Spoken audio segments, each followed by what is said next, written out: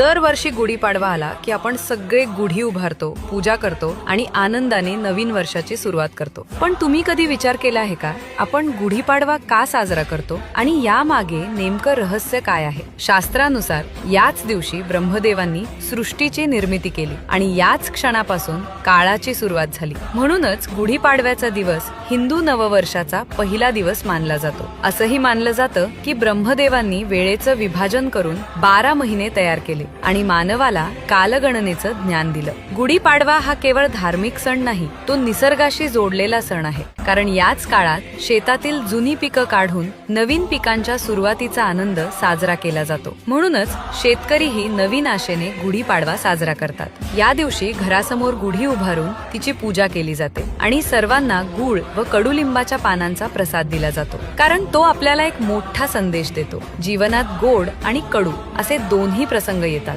पण त्यांना धैर्याने सामोरं जाऊनच आपण यशाची गुढी उभारू शकतो. गुढीपाडव्याच्या हार्दिक शुभेच्छा.